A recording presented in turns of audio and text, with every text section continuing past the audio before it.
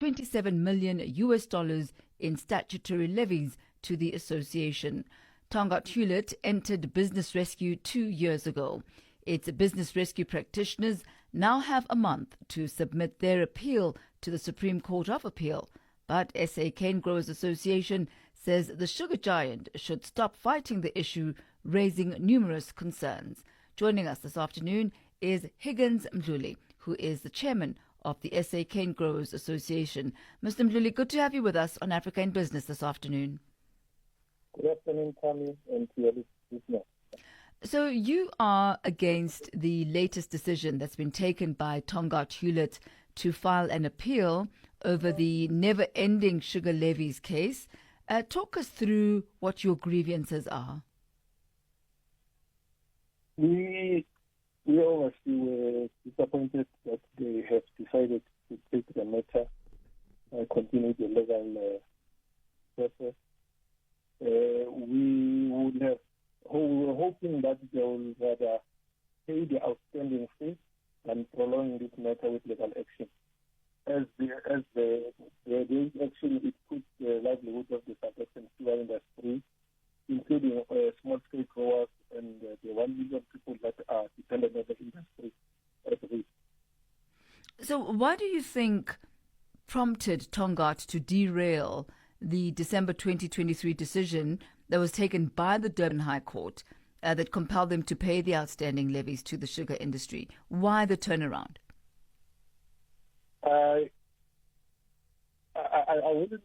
I'm not in a position to be able to talk on their behalf.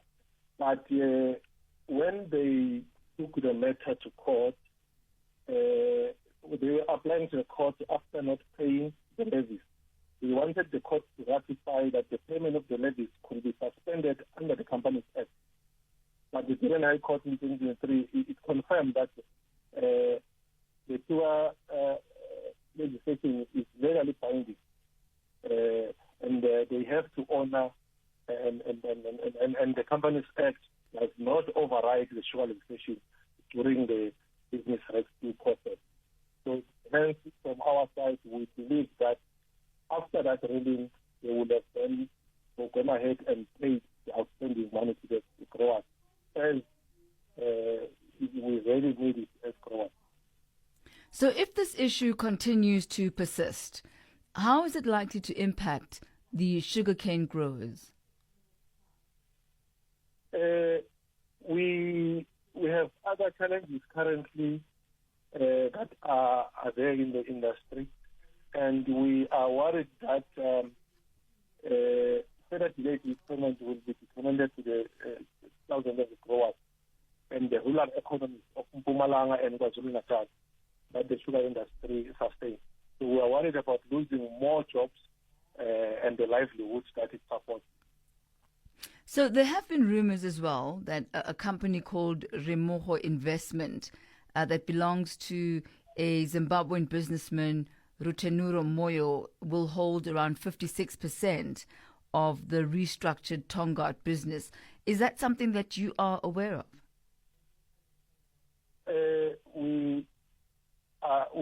We heard about it, but I don't think I'm well placed to comment on that one. Because from our side, I think what we would like to see is we would like to see the business rescue succeed, because it is vital to us to keep the KwaZulu-Natal sugar industry afloat and save the thousands of jobs. So we would like to see the business rescue succeed. Remember, Tongaat Hulett Limited, we own 3 mills in KwaZulu-Natal. That's cash cane. And the SA Canegrowers and the KwaZulu-Natal economy need the miller to survive, as the mills need to be near the farm. So we need the sugarcane because it is, as a bulky product, it is very economical. It is not economical for trucks to transport cane too far. So much of the KwaZulu-Natal economy relies on the Tongaat to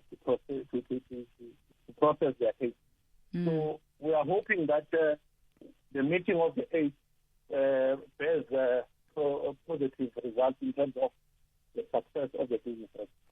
So you did mention that, yes, you've heard about the Rumogo investments that belongs to Mr. Moyo, but that you can't comment much about it.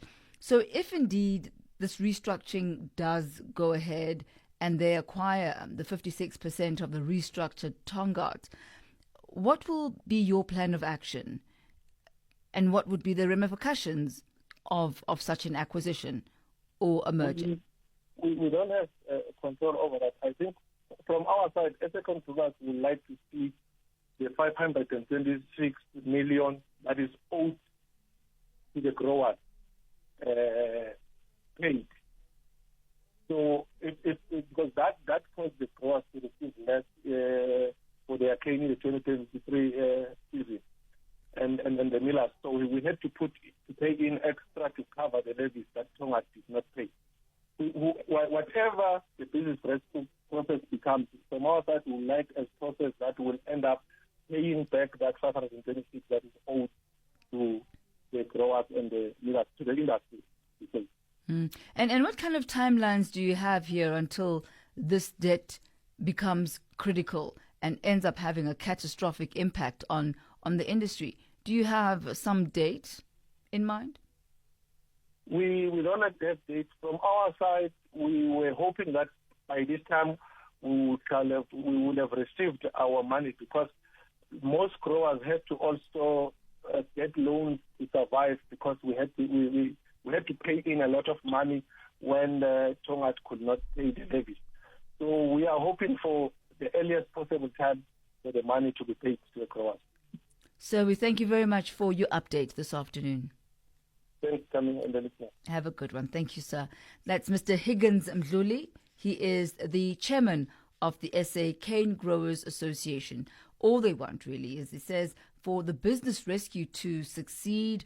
Tongaat Hulett had entered a business rescue process 2 years ago. That's one part of the wish list. The other is for the growers to be paid an entire 526 million rand that's owed to the growers. It's 29 minutes after 1 p.m. Central African time. Standing by to bring you the latest headlines this half hour. Here is Onele Nzinzi. SABC News. Headlines. The African perspective.